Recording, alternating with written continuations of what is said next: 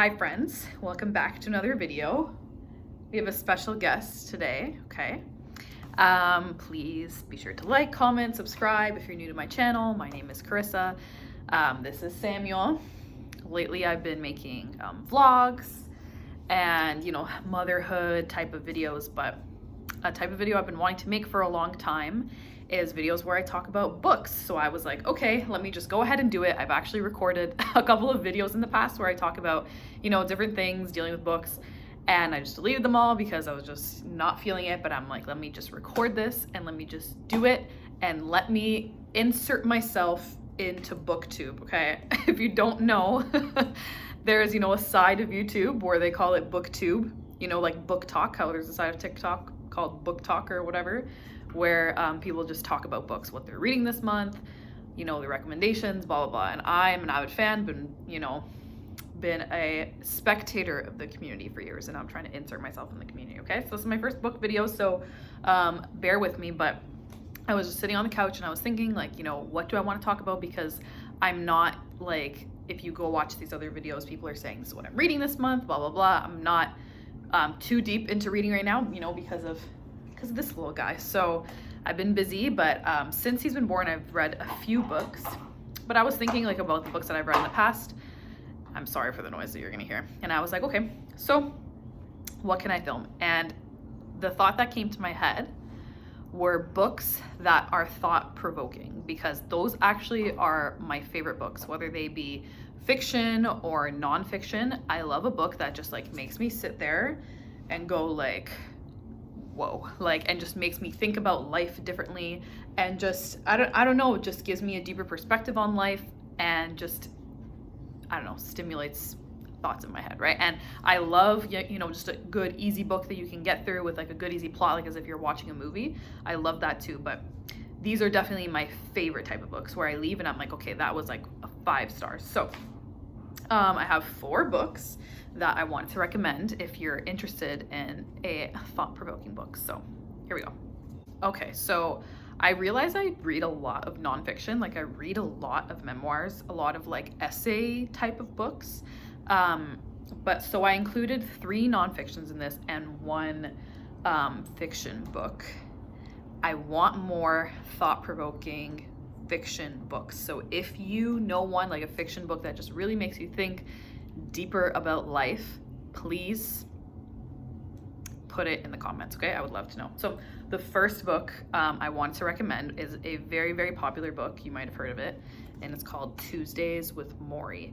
This book actually is like a required read in a lot of high schools. Like, I know a lot of people in high school that had to read this book, and honestly, it's for good reason. And I'm kind of learning the books that you had to read in high school are actually, like, pretty good. But I didn't have to read this one in high school. I read this, like, outside of high school on my own because I heard really good things about it. Mitch Albom is the author, and it says, an old man, a young man, and life's greatest lessons. So basically this book, it's nonfiction, and Mitch Albom, the author, he had an old professor whose name was Mori, and he was like an old mentor of his.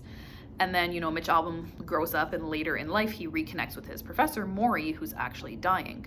So he does, like, interviews with him and stuff like that, and records him, and basically just talks to him about life.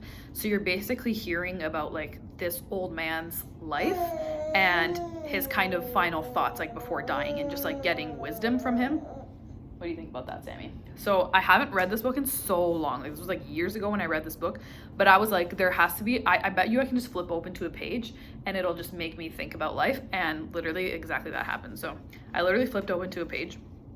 So basically, I think he had ALS. I can't remember exactly what he had, Mori, but he was basically just, like, deteriorating, like he was dying. So this is Mori talking to Mitch, the author. He says, I began to enjoy my dependency. Now I enjoy when they turn me over on my side, rub cream on my behind so I don't get sores, or when they wipe my brow or they massage my legs. I revel in it. I close my eyes and soak it up, and it seems very familiar to me. It's like going back to being a child, someone to bathe you, someone to lift you, someone to wipe you. We all know how to be a child. It's inside all of us. For me, it's just remembering how to enjoy it. The truth is, when our mothers held us, rocked us, stroked our heads, None of us ever got enough of that. We all yearn in some way to return to those days when we were completely taken care of. Unconditional love, unconditional attention. Most of us didn't get enough of it. This just like, this just rocked my day reading this. So this is definitely my first recommended book. So the next book I recommend that is a thought-provoking book is a memoir. Tuesdays with Mori is kind of like a memoir. I guess it would be considered that, but it's more so like the thoughts towards the end of his life. This is like legitimately a memoir, and it's I Know Why the Caged Bird Sings by Maya Angelou. And this is a beautiful cover. I was able to get my hands on this book, I think on Amazon, and I think it's like printed in the 80s. But this memoir is just amazing. I mean, I'm sure you know kind of like the basics about her life, like you know that she's like a poet and author and stuff, but she just goes into so much detail about her life, and she has like I think it's like 7 or 8 like memoirs or autobiographies. I read 3 of them, but this one, I mean, the second one is really good too so far, but the first one, I Know Why the Caged Bird Sings, it definitely lives up to its hype. It's very captivating. She has lived like 1 million lives within one, and I guess I would consider this thought-provoking because to me, just hearing about like what she went through in life and knowing that like she just like died recently, it's like wow, like someone that was like here like on earth like while I was here most of the time, like went through like all of this stuff, like was born, at the back it says she was born 1928 in Arkansas, so you already know what that must have been like. And this is not a spoiler or anything, like this is like a well-known fact about her. Like she was mute for many years. She talks about her life like moving from Arkansas and like the different family members like she lived with, to living in San Francisco. These are not spoilers, by the way, guys. But this book is amazing. Like it honestly just really makes you think about your own life, and I don't know, just to me, like it just really made me think like wow, like someone that was alive in recent history, right, Sammy, went through this. Okay. The next book is another nonfiction, and this is actually like an essay style book. Another very, very, very popular book, if you have heard of it. It is The Outliers by Malcolm Gladwell. So I think I own the majority of Malcolm Gladwell's books. I really love his style of writing, and what I love about his books that are basically like essays, like trying to like prove a point basically through like his research, is that he actually does very thorough research and proves a point very well with the research that he's done. Because I've read similar books that like they're trying to prove a point in some way, and the research that they present is like not compelling at all, and it's not it just seems like they're reaching like really, really far. It doesn't seem like that like with any of Malcolm Gladwell's books to me. So basically The Outliers, it's called The Outliers, a Story of Success. He goes through like different stories and different like situations that basically like prove why people are successful in certain fields. And let me just read like this part of it to you. If we want to understand how some people thrive, this is just the inside cover, we should spend more time looking around them, such as their family, their birthplace, or even their birth date. The story of success is more complex and a lot more interesting than it initially appears. So I'll share like one tidbit from this that like always like stuck with me. And this book, again, it's kind of written in like essay style. So like each chapter, like he'll go through like a different scenario or a different situation. So again, it's like not really like a spoiler, but basically he goes through like why, like if you're born in January or February, you're more likely to be a successful hockey player. And he goes through like the statistics and kind of just like what exactly it means to like be born in that month.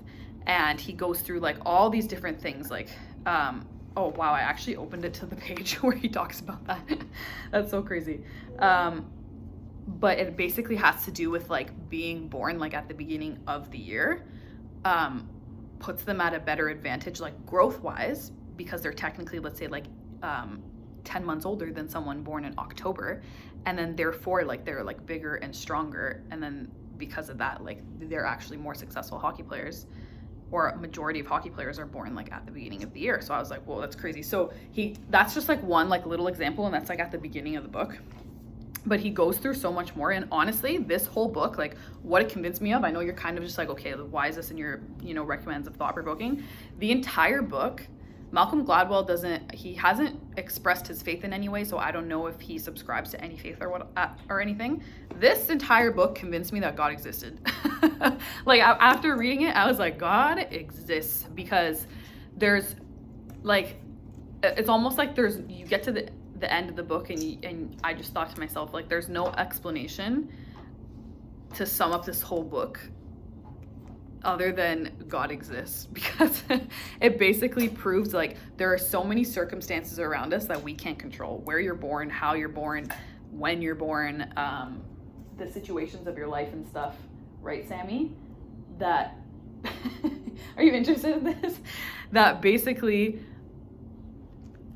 like create your life. To me, that proves that God is real, because I believe in the Bible, and the Bible says like God knew us before we were born. Like he has ordained specific people for specific things. Like he has ordained like a life for us, like already before we even knew it, right? So I'm thinking God's probably like, okay, I want this person to be a hockey player, so they're gonna be born in January. Like I know that's so trivial in comparison to what I'm saying, but I feel like I'm not doing this book justice with the way I'm explaining it. I think you just need to pick it up and really trust it's actually a good book. And what I like about Malcolm Gladwell's like style of writing in his books is like like I said, each chapter is like a very different kind of portion like of the essay, or maybe each chapter is almost like an essay in itself. So you can like read a chapter and then like put it down for a couple months and pick it up and like read another, and you don't have to like go back and read. So that's what I really like about his book. So this is definitely thought-provoking. It definitely makes you think like wow, like our lives are kind of more designed than you think. So the last book that I want to recommend is actually fiction, and like I said, I definitely read a lot of nonfiction. So please recommend in the comments if you have any good thought-provoking books that are fiction, because I would love to read more. It just gives me so much life. So this book is actually by Mitch Albom too, from Tuesdays with Mori, and it's called The 5 People You Meet in Heaven. And this book honestly like changed my life. Like when I read it, like I said before, I believe in the Bible, and this like doesn't match up like to the Bible. Like it's not a Christian book. It's there's nothing like biblically like about like heaven like in the book. So as a Christian, like when I read this, I'm not like looking at it as like, oh, I want like a biblical understanding of heaven. This is I just look at it as a story, right? So this story, right, Sammy, is about an old man. His name is Eddie, I think. Yeah, Eddie is a grizzled war veteran. So basically he's like this like miserable old man, and he dies. This is the beginning of the book. It's not a spoiler. And when he dies, he goes to heaven, and he meets 5 people that he had an effect on like in life. And within the book, that's like the existence of heaven, is like you go to heaven and you meet 5 people that basically they explain to you the effect that you had on their life. And I was like, whoa, that's pretty deep. I definitely believe like we meet people in heaven, but so that's like the concept of this story. And honestly, just reading it, like I remember crying, I think, like when I read it. But the people that he meets, like he talks about the people that he wishes that he's going to meet, and then the people that he meets are different than he expected. And it made me sit, like after I read it, I sat back and I think like, if this was me, what do you think, Sammy? If this was me in this story, I thought like, who would I be meeting? Like who have I had an effect on in my life? And it made me go back and think like, what things have I done in my life that I thought were so small, that I thought were so insignificant, but what if they had like a groundbreaking effect on someone's life? So this book like literally just made me sit back and think about my whole life. So I definitely recommend it. Again, it's like Tuesdays with Mori. These books are both very small and very thin, so they're very easy books to read, very easy books to get through in comparison to the Outliers. And I know Why the Caged Bird Sings. Like these books are definitely heavier, denser, like they take a long time to get through. So I can just show you like in comparison, so you know just like how much easier it is. So honestly, out of everything, I would definitely say if you read Tuesdays with Mori, that's at the top here, And if you read any of these books, please let me know. Leave a comment below. If you've read any of these books before, please leave a comment below. I would love to hear your thoughts. And yeah, I think that's the end of it, right, Sammy?